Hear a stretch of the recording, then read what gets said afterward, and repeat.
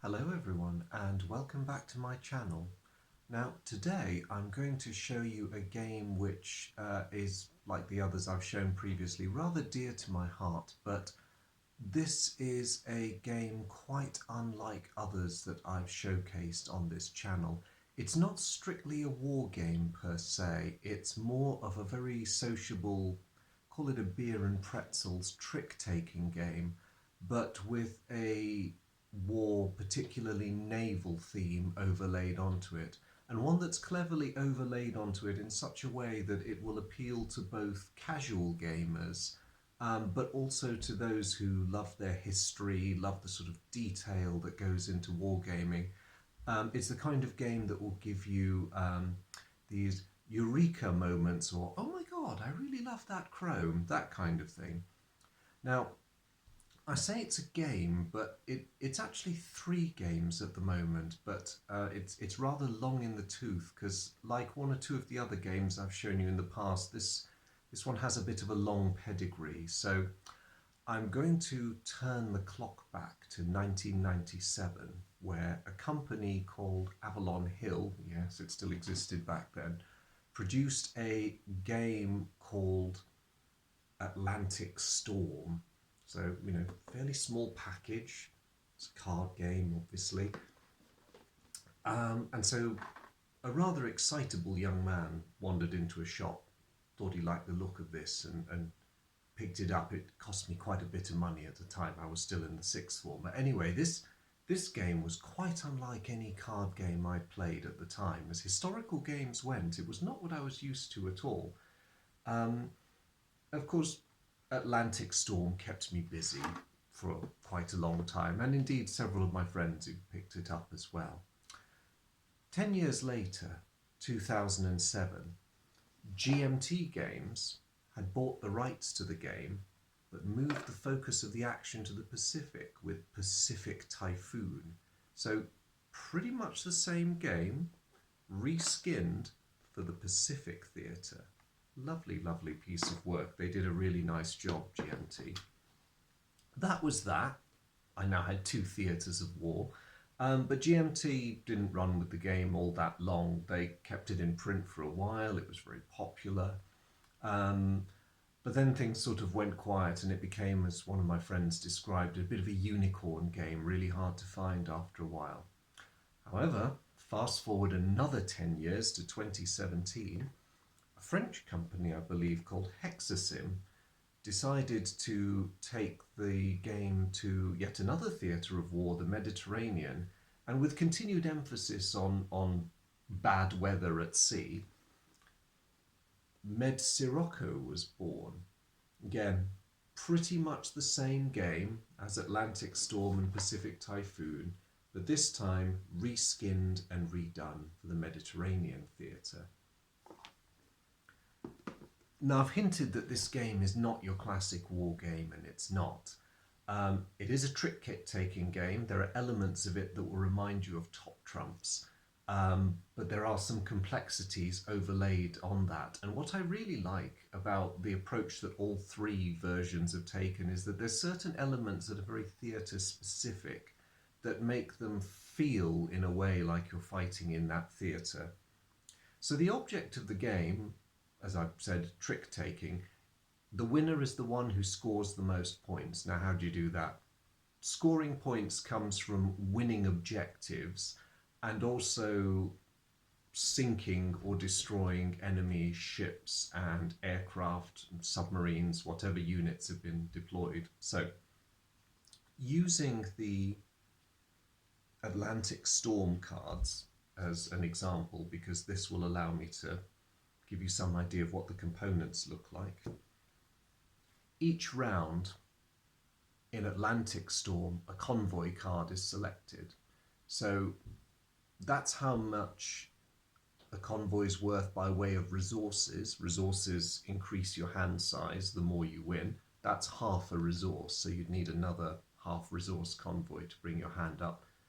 That is the name of the convoy. It's highlighted in red, which means that some units, ships or submarines or aircraft that participated in the historic battle, if you play them during this round, their combat strength is doubled because, as the famous philosopher, moral philosopher Darth Vader once famously said, "You cannot escape your destiny." Year in which the action takes place, 1941. So units that are dated 1940 and later can participate. Units which entered service in 1942 or 1943 cannot participate in a round where this is the objective. And lastly, that doleful set of silhouettes of sinking merchant ships is how many game points that the convoy is worth to whoever wins it. That is an example of a unit card. This is the Canadian Escort Group C4. Now, it looks like there's a lot of clutter, but there's a bit of history, there's a lovely graphic, Canadian flag back there. The bits you need to worry about are, first of all, the date. Escort Group C4 was operational from 1942 onwards, so this card could not participate in the defense of this convoy. Air battle rating, surface combat rating, subsurface rating. So Escort Group C4 is at its strongest when there being an anti-submarine group. A question mark means you roll a dice. You see how much your unit's combat strength is worth in that particular round. These can allow you to do very well, or you might roll a 1 and groan loudly. Lastly, victory points. That's pretty much all there is to it. Now, in the Atlantic game, you get cards that are able to fight in the Arctic or the Atlantic, and some units that are only one theatre or the other. The card backs are coloured differently to denote this, and this was carried on in Pacific Typhoon, where in some of the battle cards you get Guadalcanal, which is a night action, that's the Battle of Savo Island. Battle of the Eastern Solomons, which is a daylight action.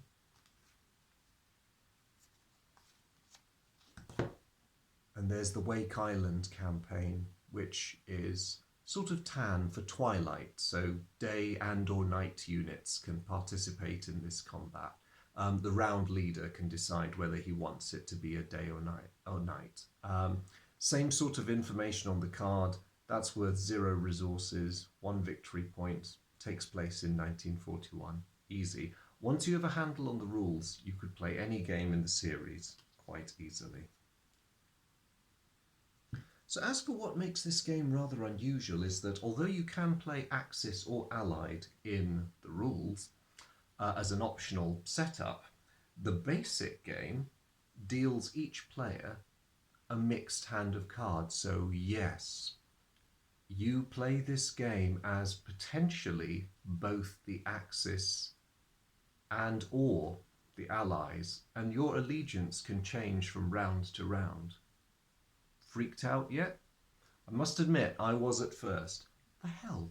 How can you? How? No, it's wrong, some would say it's morally unacceptable, but you know what?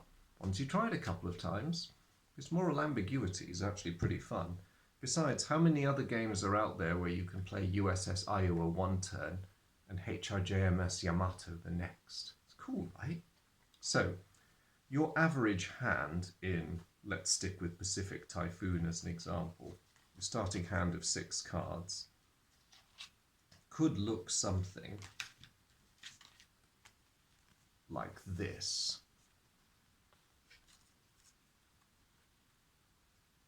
And the way it works is, each turn, a player takes a turn being the round leader. They draw a certain number of battle cards, select the one they most want. You draw between 2 and 4, depending on which version of the game you've agreed to play. And then the person who chooses the battle card plays the first card and also declares the suit, whether it will be air, surface, subsurface, or combined, and play goes round the table. Now the player who decides the suit, that stays till the end of the round, unless you get an admiral card. Admirals are sneaky. They can change the suit to combined, so worth watching out for them. But other than that, the suit remains unchanged. Each player, in turn, can decide which card they want to commit, as long as it abides by the date of the action and they have a card that can actually take part in that type of combat. Now, some cards are rated 0 for certain traits. So you could, if you wish to participate, play a card that's rated 0 in a particular aspect, be it air or surface or whatever. That effectively gives you a buy-in to the turn. Now, where this game gets interestingly piratical is at the end of the round, the players total up the strength points of the Axis side and the Allied side. Temporarily doesn't matter who played what. Whichever side wins, all the players on that side are considered round winners. So you can see where some slightly piratical aspects come into this game. You are allowed to negotiate. You can't talk about specific cards. But let's say, for example, I play as Japan and I play Okinawa and I play Yamato. An American player, or a player next to me who's then inclined to be the Americans, might say, that Jap battleship's worth a heck of a lot of victory points. I don't have very strong US cards, but if any of the rest of you want to support me, I promise you I'll give you the Yamato's victory points and I'll keep Okinawa. I'm going to play my dive bombers. And then it's up to the next player after that to decide whether he's going to take the American up on his offer or side with me in defense of the homeland, which might be a bit more of a sure thing. Yamato is a big, big beast. That said, the fate mechanism is prevalent in this game as well, the Pacific one, as indeed it is in the Mediterranean one. So, powerful though some ships are, markings on the card will indicate that there is another card out there with your name on it, potentially. You do not know where. If you play a card that's fated to be destroyed by another card, and someone subsequently plays that card, then you've had it and they get your card. Now, gamey, yes. Does it add a huge amount of tension to an already entertaining game? Yes. Is it an enjoyable mechanism that I would always keep? Yes. True story, one of the best games I ever sat through of Atlantic Storm saw one player, I'm afraid it was me, play Bismarck on a 1941 mission. I played Bismarck straight after my predecessor had played Hood. Boom! Hood was mine. The next player played a rather wimpy British cruiser, and I thought, great, I'm going to wipe the floor with this lot. Final player played Rodney. Before my horrified eyes, Bismarck went boom and disappeared into his victory point pile.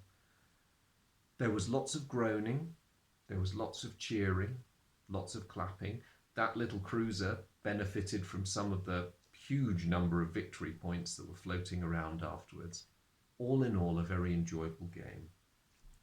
But that's enough chit-chat from me. That's a very, very quick, although I see I've run into nearly 15 minutes, introduction to the Atlantic Storm / Pacific Typhoon / Med Sirocco system.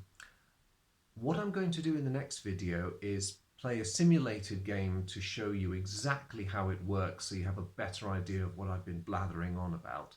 But for the moment, I'm going to leave that there. These games are hard to find at the moment. Med Sirocco is still easily purchased, and there are rumours that Atlantic Storm is in the throes of being redeveloped. Hopefully, if they continue the pattern they've been following so far, in another 10 years' time, someone will do an immense package with all 3 games in it. That would be truly awesome, because I love this system. It has its detractors, and I understand their arguments, but there is a great deal to love in it, and it is one of the most adaptable card game systems I have ever come across.